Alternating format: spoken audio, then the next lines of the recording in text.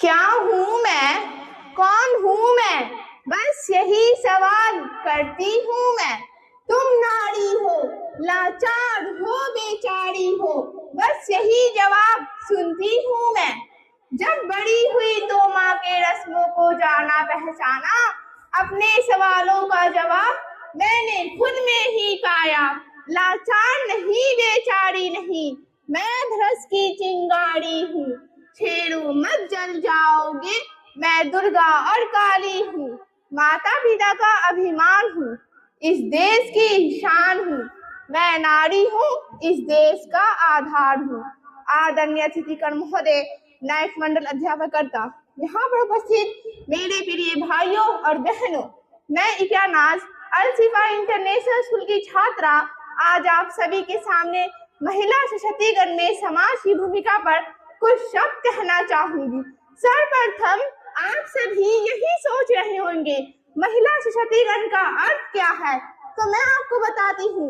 महिला सशक्तिकरण का अर्थ है महिलाओं को बिना किसी भेदभाव के जीवन के प्रत्येक क्षेत्र में स्वतंत्र पूर्वक कार्य करने का अधिकार ही महिला सशक्तिकरण कहलाता है। अब आप सोच रहे होंगे इसकी आवश्यकता क्यों पड़ी।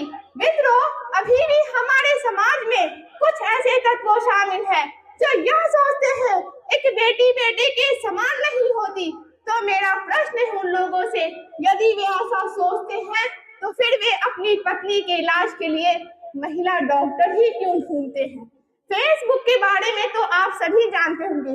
जी हाँ, फेसबुक, उसी फेसबुक के सीईओ मार्क जुकरबर्ग अपनी बेटी पैदा होने की खुशी में अपनी जायदाद का 99%, जी हाँ 99% दान कर दिया। और दूसरी तरफ हमारे देश में एक पिता अपनी बेटी के लिए दहेज इकट्ठा करने की चिंता में घड़ी तक पहनना छोड़ देता है और हम कहते हैं हमारा देश बहुत तरक्की कर रहा है। वाह रे वाह, अरे अजीब रिवाज है हमारे देश का। नीयत आदमियों की खराब होती है और घूंघट इस नारी शक्ति से करवाया जाता है। हमारे पेरेंट्स कर्जा उठाते हैं तो बेटों की पढ़ाई के लिए और बेटियों की विदाई के लिए। हमारी सोसाइटी में आज्ञाकारी सबसे बड़ा टाइटल है जो एक औरत को मिलता है, बहू हो या बेटी, क्योंकि सिर्फ और सिर्फ उसे एक आदमी का कहना मानना होता है। एक लड़की अपनी जिंदगी में क्या करना चाहती है, कैसे जीना चाहती है, उसके लिए उसे किसी आदमी की परमिशन की जरूरत नहीं होनी चाहिए। उस दिन जेंडर इक्वालिटी होगी। मेरी पहचान मैं हूँ। अरे सुना है परिवार और जिम्मेदारियों का बोझ बढ़ा तो ऑटो रिक्शा ट्रेन तक चलाने लगी है नारियां। साहस के साथ आसमान भेजकर अंतरिक्ष तक जा पहुंची है नारियां। अरे आजकल तो वायु यात्रा उड़ाने लगी है नारियां।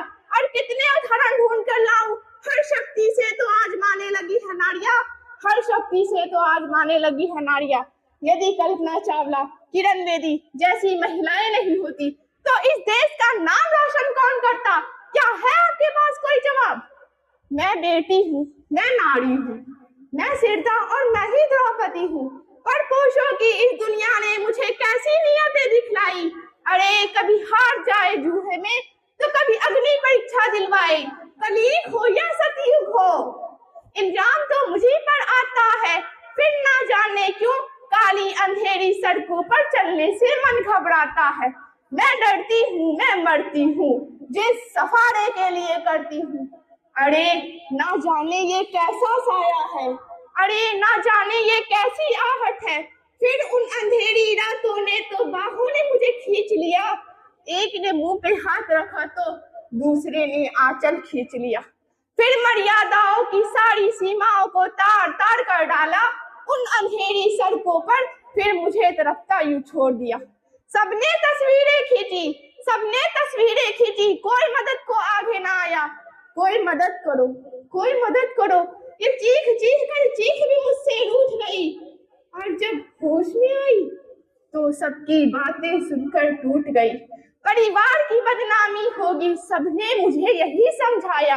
ये नई उम्र के लड़के हैं, थोड़ा बहक से जाते हैं, दुनिया वाले तुम पर ही प्रश्न उठाएंगे। क्यों गई थी काली रातों में, क्यों नहीं था कोई साथ में, क्या मेकअप थे, क्या गहने थे, अरे क्या छोटे कपड़े पहने थे।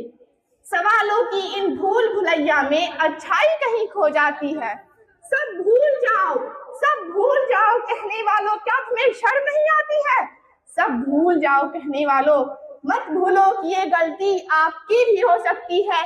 अगले दिन सड़क पर बड़ी बहन या बेटी आपकी भी हो सकती है। और इस दुख से बढ़कर और कोई दुख नहीं हो सकता। जो नारी का सम्मान न करे वो मर्द नहीं हो सकता, वो मर्द नहीं हो सकता। अंत में मैं बस इतना ही कहना चाहूंगी कि वो जमाना गया जब लड़कियां पायल की झनकार से इतिहास सजा करती थी, कि वो जमाना गया जब लड़कियां पायल की झनकार से इतिहास सजा करती थी। अब हम उस जमाने में आ चुके हैं जब कलमों से हर लड़की अपना इतिहास सजा करती है। धन्यवाद। जय हिंद, जय भारत।